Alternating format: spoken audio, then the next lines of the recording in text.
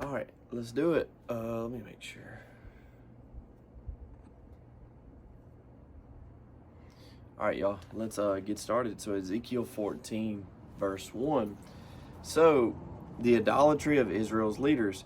Now some of the elders of Israel came to me and sat before me, and the word of the Lord came to me, saying, Son of man, these men have set up their idols in their hearts, and put before them that which causes them to stumble into iniquity. Should I let myself be inquired of at all by them? Therefore speak to them and say to them, Thus says the Lord God, every one of the house of Israel who sets up his idols in his heart, and puts before him what causes him to stumble into iniquity, and then comes to the prophet, I the Lord will answer him, who comes according to the multitude of his idols, that I may seize the house of Israel by their heart, because they are all estranged from me by their idols.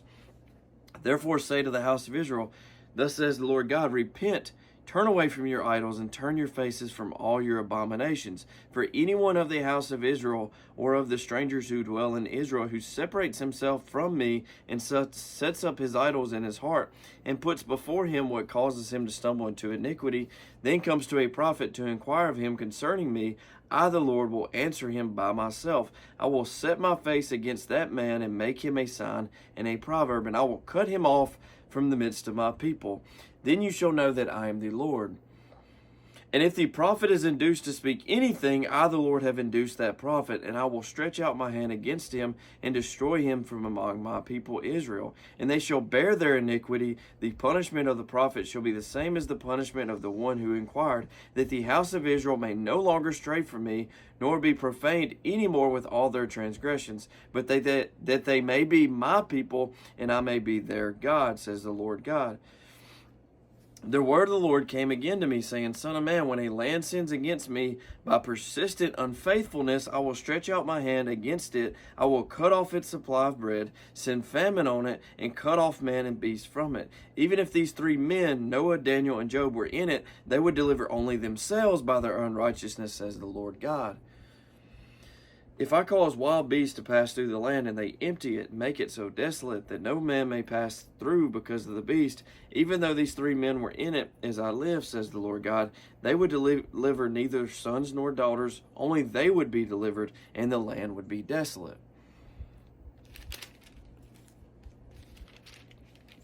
Or if I bring a sword on that land and say, Sword, go through the land, and I cut off man and beast from it, even though these three men were in it, as I live, says the Lord God, they would deliver neither sons nor daughters, but only themselves would be delivered. Or if I send a pestilence into that land and pour out my fury on it in blood, and cut off from it man and beast, even though Noah, Daniel, and Job were in it, as I live, says the Lord God, they would deliver neither son nor daughter. They would deliver only themselves by their righteousness.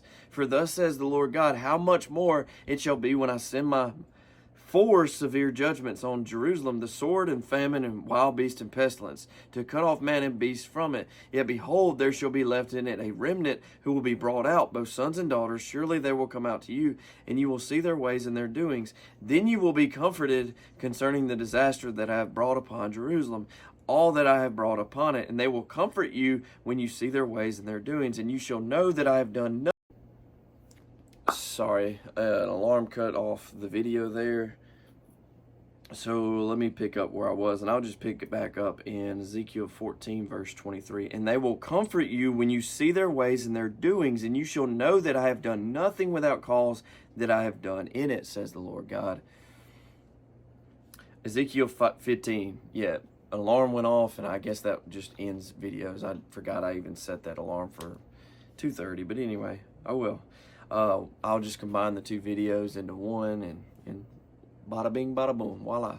Anyway, Ezekiel 15:1. Then the word of the Lord came to me, saying, Son of man, how is the wood of the vine better than any other wood? The vine branch, which is among the trees of the forest, is wood taken from it to make any object, or can men make a peg from it to hang any vessel on? Instead, it is thrown into the fire for fuel. The fire devours both ends of it, and its middle is burned. Is it useful for any work? Indeed, when it was whole, no object could be made from it. How much less will it be useful for any work when the fire has devoured it and it is burned? Therefore, thus says the Lord God, like the wood of the vine among the trees of the forest, which I have given to the fire for fuel, so I will give up the inhabitants of Jerusalem, and I will set my face against them. They will go out from one fire, but another fire shall devour them. Then you shall know that I am the Lord when I set my face against them. Thus I will make the land desolate, because they have persisted in unfaithfulness, says the Lord God. Ezekiel 16. Again the word of the Lord came to me, saying, Son of man, cause Jerusalem to know her abominations, and say, Thus says the Lord God to Jerusalem, Your birth and your nativity are from the land of Canaan. Your father was an Amorite, and your mother a Hittite. As for your nativity, on the day you were born, your navel cord was not cut, nor were you washed in water to cleanse you. You were not rubbed with salt, nor wrapped in swaddling cloths. No eye pitied you to do any of these things for you, to have compassion on you. But you were thrown out into the open field, when you yourself were loathed on the day you were born. And when I passed by you and saw you struggling in your own blood, I said to you, in your blood, live. Yes, I said to you, in your blood, live. I made you thrive like a plant in the field, and you grew, matured, and became very beautiful. Your breasts were formed, your hair grew, but you were naked and bare. When I passed by you again and looked upon you, indeed your time was the time of love. So I spread my wing over you and covered your nakedness. Yes, I swore an oath to you and entered into a covenant with you, and you became mine, says the Lord God. Then I washed you in water. Yes, I thoroughly washed off your blood, and I anointed you with oil. I clothed you in an embroidered cloth and gave you sandals of badger skin. I clothed you with fine linen and covered you with silk. I adorned you with ornaments, put bracelets on your wrist and a chain on your neck, and I put a jewel in your nose, earrings in your ears, and a beautiful crown on your head. Thus you were adorned with gold and silver, and your clothing was of fine linen, silk, and embroidered cloth. You are a pastry of fine flour, honey, and oil. You were exceedingly beautiful and succeeded to royalty. Your fame went out among the nations because of your beauty, for it was perfect through my splendor, which I had bestowed on you, says the Lord God. But you trusted in your own beauty, played the harlot because of your fame, and poured out your harlotry on everyone passing by who would have it. You took some of your garments and adorned multicolored high places for yourself and played the harlot on them. Such things should not happen, nor be. You have also taken your beautiful jewelry from my gold and my silver, which I had given you, and made for yourselves male images and played the harlot with them. You took your embroidered garments and covered them, and you set my oil and my incense before them. Also my food which I gave you, the pastry of fine flour, oil, and honey, which I fed you, you set it before them as sweet incense, and so it was, says the Lord God. Moreover, you took your sons and your daughters, whom you bore to me, and these you sacrificed to them to be devoured. Were your acts of harlotry a small matter, that you have slain my children and offered them up to them by causing them to pass through the fire? And in all your abominations and acts of harlotry, you did not remember the days of your youth, when you were naked and bare, struggling in your blood.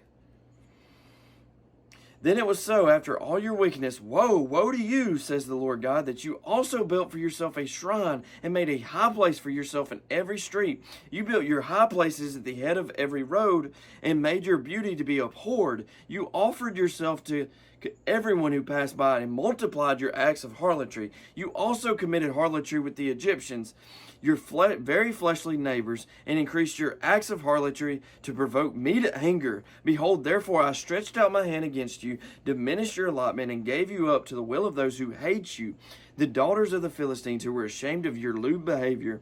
You also played the harlot with the Assyrians because you were insatiable. Indeed, you played the harlot with them and still were not satisfied.